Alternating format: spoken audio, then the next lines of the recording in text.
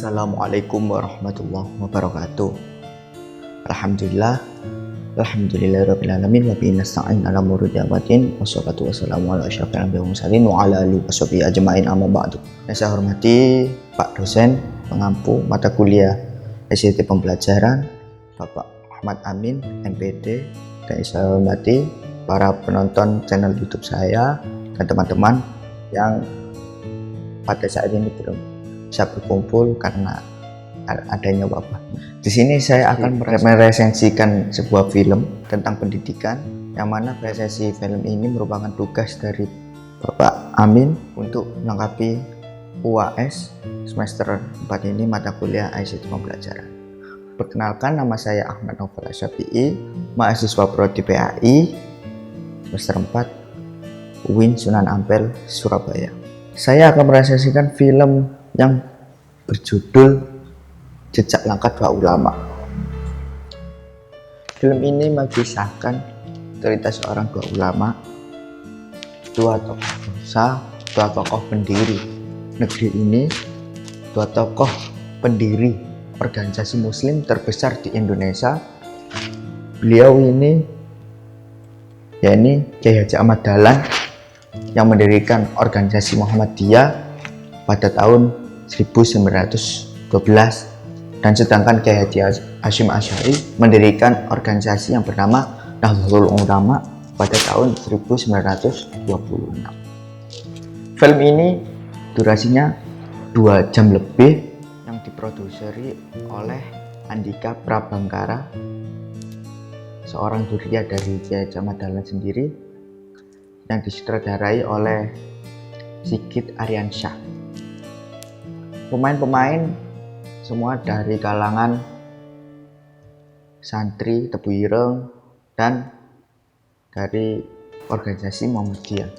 Salah satunya yakni pemeran film dari Kiai Haji Hasyim Asy'ari yang memerankan Kiai Haji Hasyim Asy'ari itu sendiri ketika dua, yakni Gus Riza Yusuf Hasyim, kemudian Gus Fahmi sebagai Kiai Haji Soleh Darat dan sebagai guru dua tokoh ulama tersebut.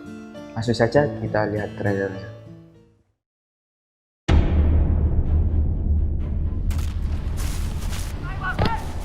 Di dalam kata Muhammadiyah, artinya golongan atau pengikut Nabi Muhammad SAW. Untuk organisasi kita ini, kita beri nama Nahdlatul Ulama. Allah itu pelindung bagi orang-orang yang beriman. Allah lah yang mengeluarkan mereka dari kegelapan menuju cahaya, dari gelap menjadi terang benderang.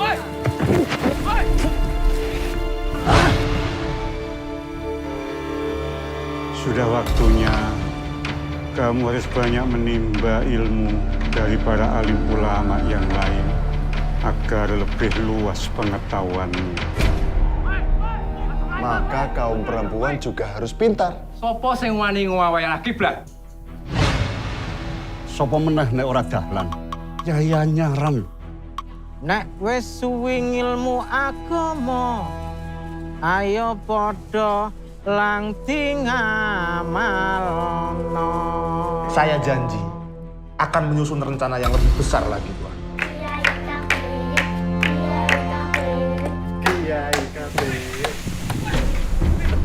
Deres doyo.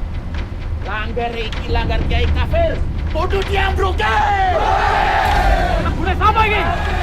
Balik, Pak, Pak.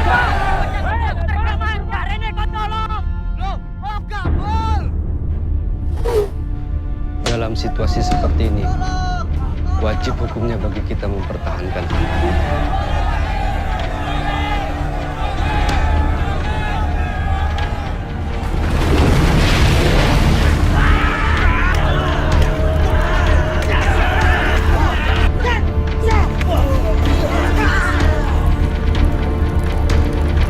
Ojo meneng wae kaya ngono kuwi, Dahlan. Orang hijrah, Bayi. Semoga tongkat ini kelak akan menjadi bedil yang berguna untuk melawan. Mari kita berjuang. Allahu Akbar. Allahu Akbar. kalian akan menjadi mundirul kaum satu saat nanti.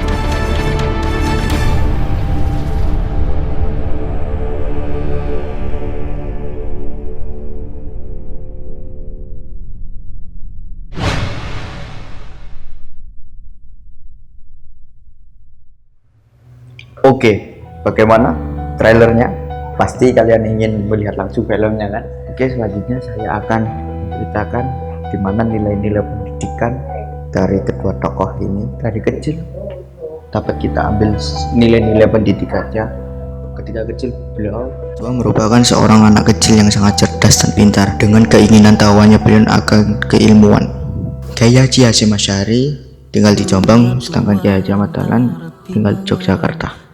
Kemudian ketika remaja beliau berdua nyantri di Semarang di tempat Kiai Haji Saleh Darat. Beliau berdua merupakan santri yang sangat cerdas dan tawadhu kepada guru-guru beliau. Setelah menimba ilmu di Kiai Haji Saleh Darat, beliau berdua melanjutkan untuk menimba ilmu ke tempat lain. Kiai Haji Hasyim Asy'ari ke Madura ke pesantrennya Kiai Haji Khalil Bangkalan. Sedangkan Kiai Haji Ahmad Dahlan melanjutkan menimba ilmu ke Makkah. Dan setelah dari Mekah, Kiai Haji Ahmad Dahlan pulang ke Jogja mengajarkan ilmu-ilmu beliau kepada masyarakat awam di Jogja. Namun di tengah dakwahnya, beliau mendapatkan sebuah konflik dengan masyarakat di daerah Kauman sana, sehingga musola beliau dirubuhkan karena beda kiblat dengan musola yang ada di daerah Kauman Yogyakarta. Kiai Haji Ahmad Dahlan sempat emosi karena beliau dianggap kiai kafir dan beliau mau pindah ke tempat lain untuk melanjutkan dakwahnya. Namun hal itu dapat digagalkan oleh kakak beliau, karena kakak beliau tahu bahwa masyarakat di Kauman masih membutuhkan beliau. Akhirnya beliau dapat menahan emosi beliau dan dapat bersabar dengan zikir kepada Allah. Kemudian beliau membangun musholanya kembali dan memulai dakwahnya kembali, sehingga santri-santri beliau menambah semakin banyak karena beliau sangat cinta dengan santri-santri beliau, menghadapinya dengan penuh kesabaran, dengan penuh ketulusan, dengan penuh niat, semuanya kepada Allah. Kemudian Kiai Haji Ahmad Dahlan berhasil mendirikan sebuah organisasi Muhammadiyah dan berhasil mendirikan sebuah sekolahan Muhammadiyah di Yogyakarta. Kemudian setelah Kiai Haji Asy'ari menimba ilmu di Madura, Kiai Haji Hasyim Asy'ari disarankan oleh Kiai Haji Khalil Bangkalan untuk menimba ilmu di Makkah seperti Kiai Haji Ahmad Dahlan. Setelah pulang dari Makkah, beliau mendirikan pesantren di Tebu Ireng, yang mana di situ adalah tempat kejahatan, kemaksiatan yang merajalela. Ketika Kiai Haji Hasyim Asy'ari telah mendirikan sebuah pesantren di Tebu Ireng, beliau mendapat teroran dari preman dan begal-begal yang ada di daerah Tebu Ireng, yang mereka ini dibiayai oleh pasukan Belanda. Sehingga suatu hari santri beliau difitnah mencuri sebuah debu, dan akhirnya santri beliau dibakar oleh masyarakat di Tebu Ireng. Namun Kiai Haji Hasyim Asy'ari tak putus asa, melainkan tetap bersabar dan bersyukur kepada Allah Subhanahu wa Ta'ala. Dan esok harinya beliau langsung membangun kembali pesantren beliau yang telah dibakar.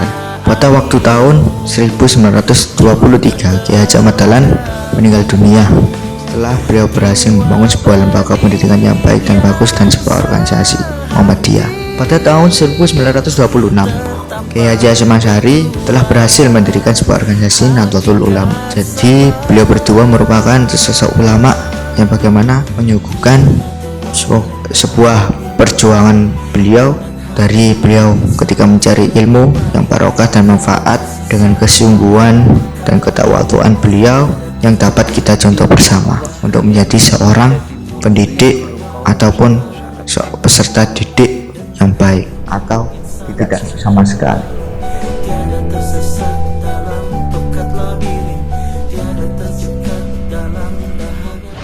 Oke, terima kasih. Semoga apa yang saya sampaikan tadi bermanfaat untuk kita semua, untuk kita menjadi manusia yang baik dari sebelumnya, dan mohon maaf jika ada salah kata atau salah ungkapan yang saya sampaikan tadi.